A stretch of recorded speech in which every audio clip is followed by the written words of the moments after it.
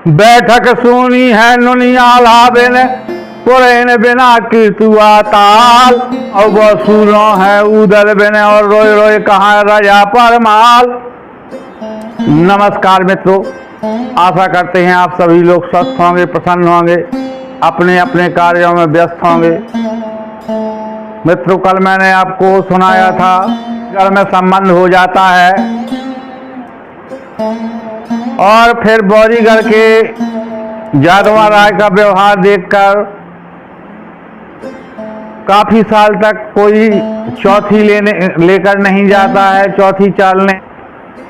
और उसी बीच में आ जाता है रक्षाबंधन का त्यौहार। अल्लाह जब देखती हैं कि सारे शहर की लड़कियां अपने अपने घरों में आई हुई हैं,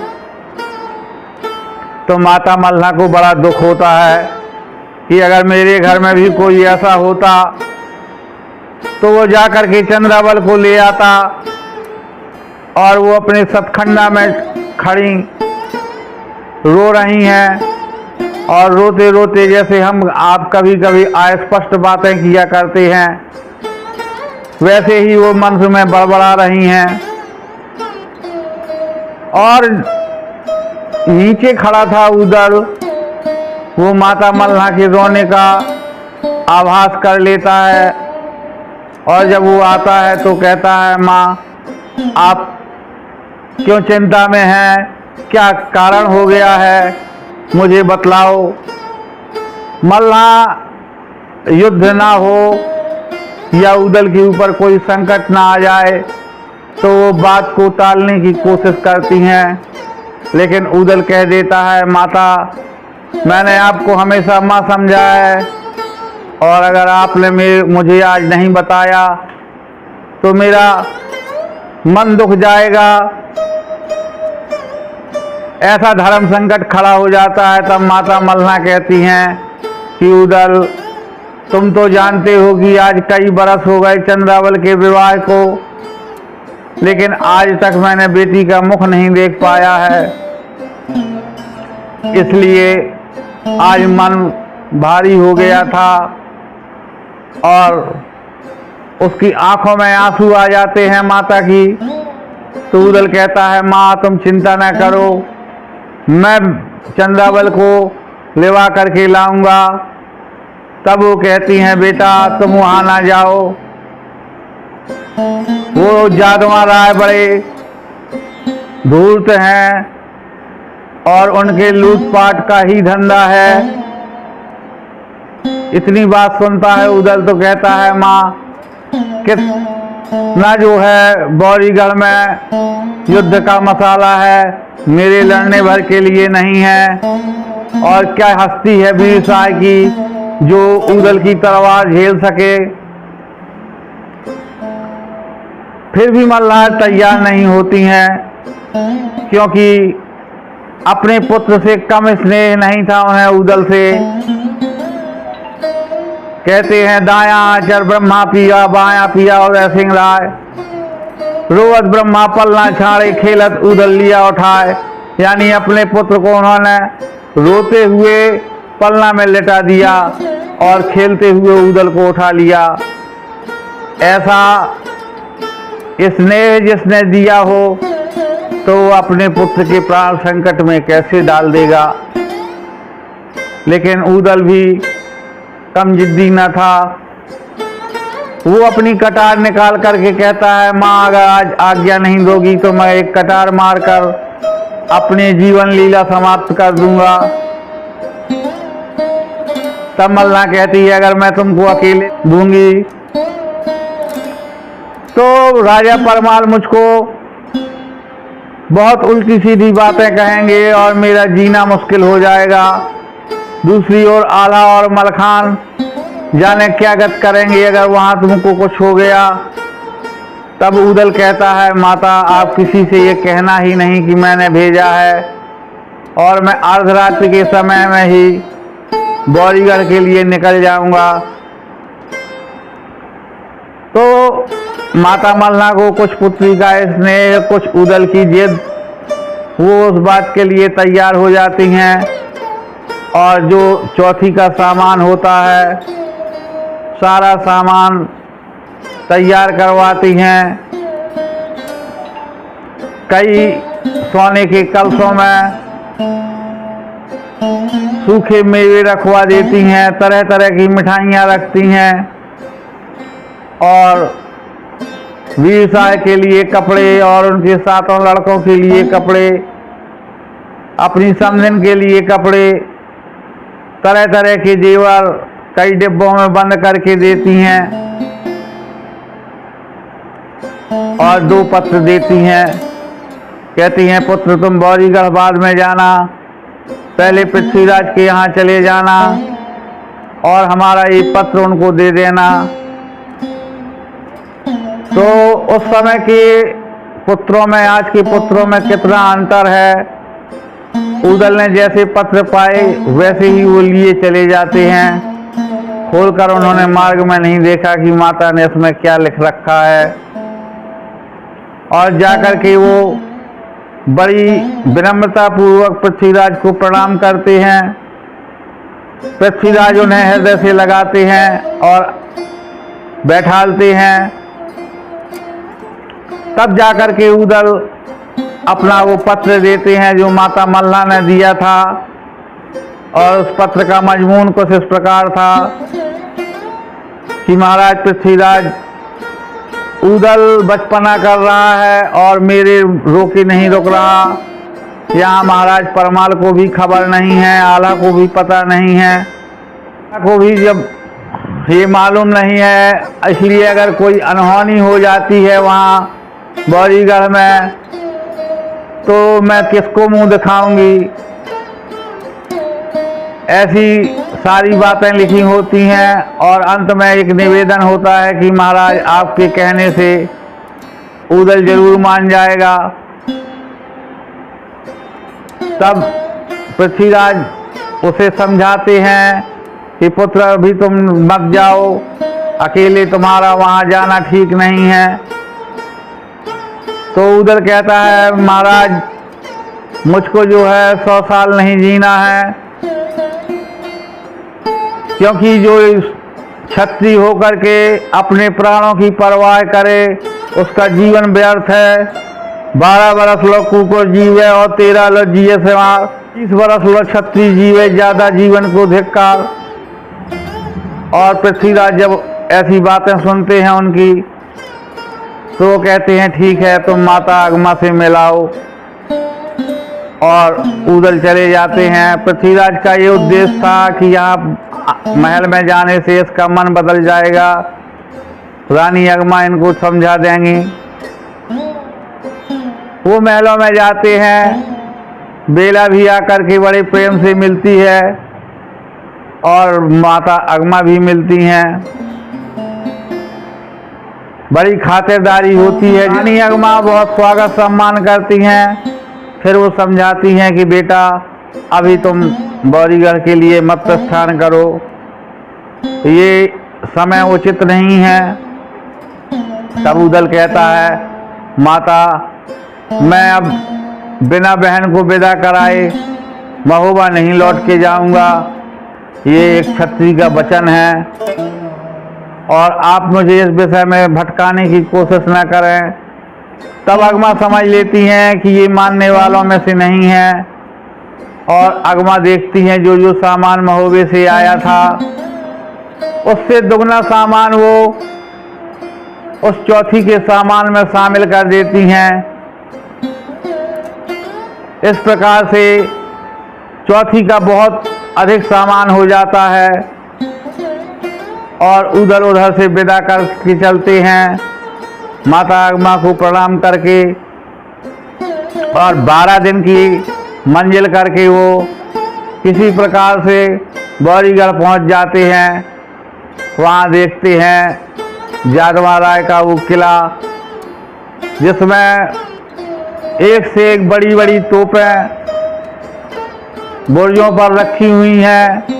महल के चारों ओर खाई खुदी हुई है जिसमें बड़े बड़े मगरमच्छ पड़े हुए हैं। तो वो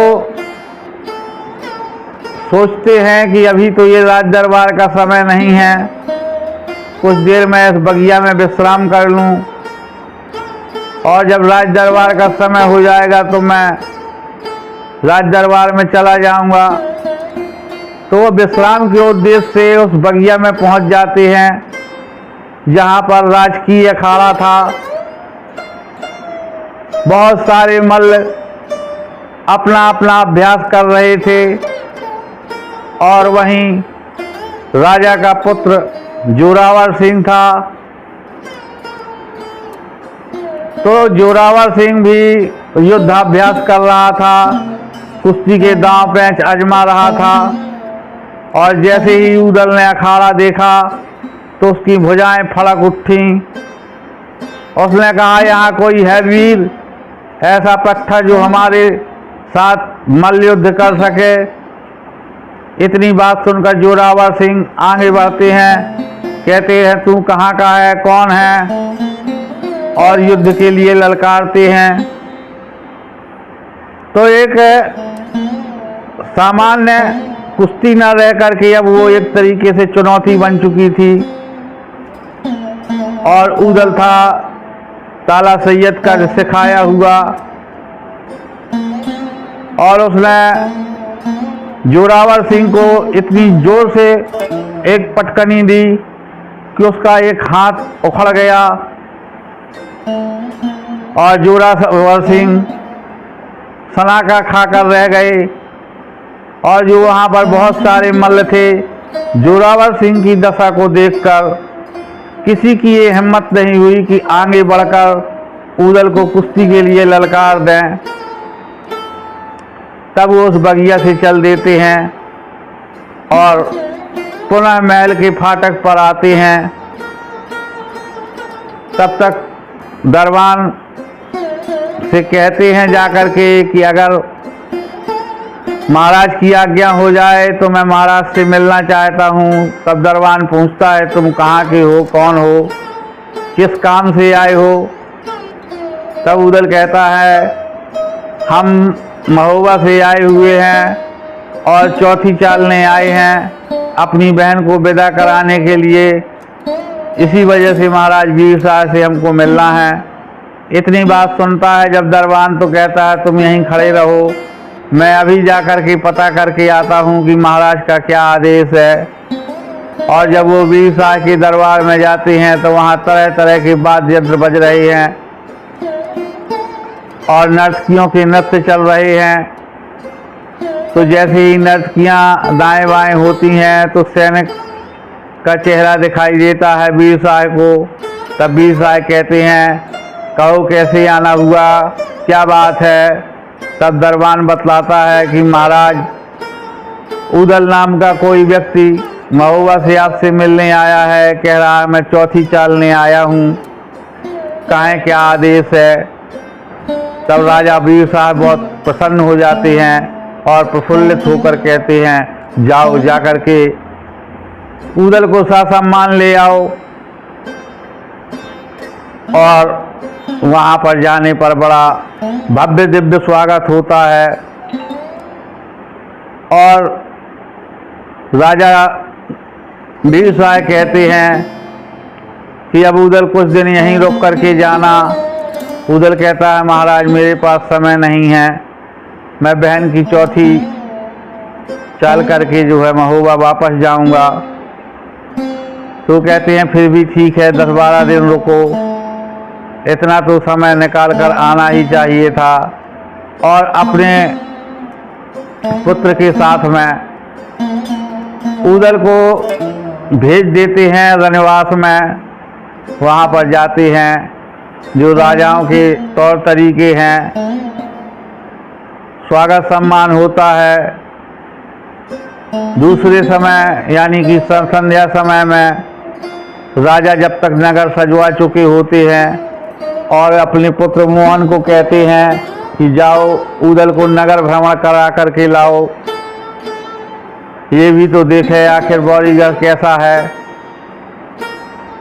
वो नगर भ्रमण के लिए चले जाते हैं। उसी समय उरई नरेश माहिल का आगमन होता है मायल कहते हैं कि महाराज मेरा प्रणाम स्वीकार हो। तो वीर शाह उठ करके उन्हें गले से लगाते हैं, कहते हैं आज बहुत दिनों के बाद आपने हमारी सूरत की है। तब मायल कहते हैं हम अगर किसी का काम बिगड़ते देखते हैं तो दोनों हाथ बनाते हैं। आपको ये पता नहीं होगा कि ऊदल को राजा परमाल ने निकाल दिया है अपने महलों से, और ऊदल वहां से नाराज होकर के चले आए हैं।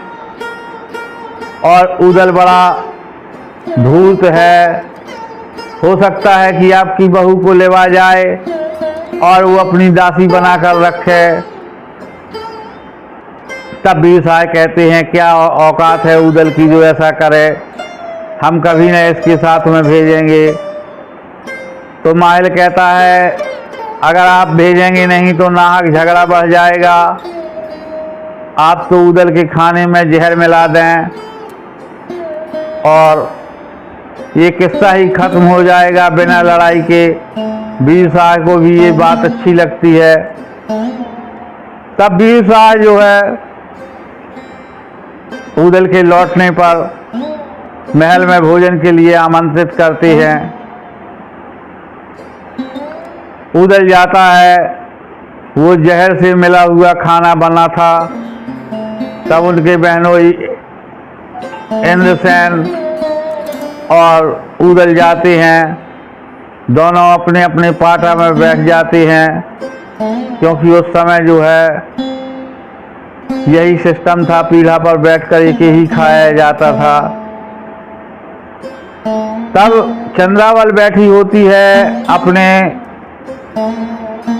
जहां ऊदल खाना खा रहा है उसके सामने एक झरोखे में, और उसको ये बात पता चल जाती है कि खाने में जहर मिलाया गया है।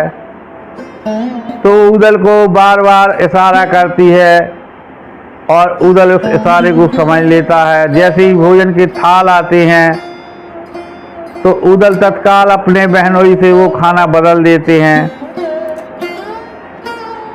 तब ऊदल से इंद्रसेन कहते हैं ये क्या तरीका हुआ। बोले महाराज जैसे आपके यहाँ एक तरीका है, एक नियम है कि खाना खाते समय आप लोग लोहे को अपने रसोई घर में नहीं लेकर आते हैं, यानी कि निहत्ते ही भोजन करते हैं, उसी प्रकार मेरे यहाँ भी ये थाल बदलने की रस्म है। और जब इतनी बात सुनता है इंद्रसेन तो बहुत अधिक क्रोधित हो जाता है और मारे क्रोध के पाटा जिसमें बैठा हुआ था वो पीढ़ा उठा करके ही ऊदल की पीठ में मार देता है। इतने में ऊदल अपने बचाव के लिए वहाँ कुछ नहीं पाता, तो जो लोटा पानी पीने का होता है तो पुराने समय में उसे गरुआ कहा जाता था और वो काफ़ी बड़ा होता था। तो ऊदल उसको पकड़ लेता है गर्दन से और जो भी सामने आता है उस गरुए का प्रहार करते हुए वो आंगन तक पहुंच जाते हैं। वहां से चंद्रावल उसको एक तलवार दे देती है और जब ऊदल के हाथ में तलवार आ जाए तो उसको कब्जे में करना बड़ा कठिन होता है। तो वहां पर जितना सैनिक था लगभग सारे के सारे मारे जा चुके थे। आंगन में रक्त की धार बहने लगती है और ये समाचार मिलता है वीर सिंह को, क्षमा करें वीर शाह को। महाराज वीर शाह आते हैं और अपनी मीठी मीठी बातों में ऊदल को सावधान अवस्था से हटा देते हैं। ऊदल को ऐसा लगता है कि नहीं सही में वीर शाह मुझसे संतुष्ट हो गए हैं। वो कहते हैं हमने तुम्हारी वीरता परख ली, धन्य है ऊदल तुम्हारी माता को। और जब इस प्रकार से ऊदल का ध्यान भंग हो जाता है तो उसको मौका लगा करके बंदी बना लेते हैं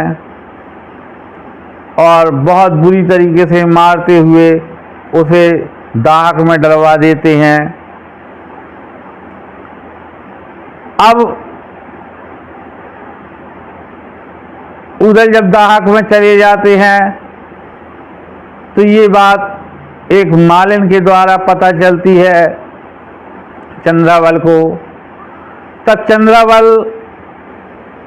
रात्रि के समय में वहां जाती है और आवाज देती है। तब उदल कहता है, बहन मुझे तुम्हारी कोई भी मदद नहीं चाहिए है, तुम तो केवल मेरा संदेशा महोबे भेज दो कि यहाँ उदल बंदी बन गया है, फिर जैसी राम जी की इच्छा होगी वही होगा। और चंद्रावल अपना वचन दे करके चली आती है। इस प्रकार से उदल बंधक हो जाते हैं। चंद्रावल को उस रात से नींद नहीं आती है। अब शेष अगले भाग में आपको सारा वृत्तांत बताने की कोशिश करूंगा, क्योंकि ये बहुत बड़ी स्टोरी है। मैंने इसको बहुत कम से कम शब्दों में आपके सामने रखने का प्रयास किया है। आप सभी लोग यहाँ तक बने रहे, बहुत बहुत धन्यवाद है। अगर आप चैनल पर नए हैं तो प्लीज़ सब्सक्राइब कर लें, मेरा सपोर्ट करें। आप सभी को पुनः धन्यवाद, नमस्कार।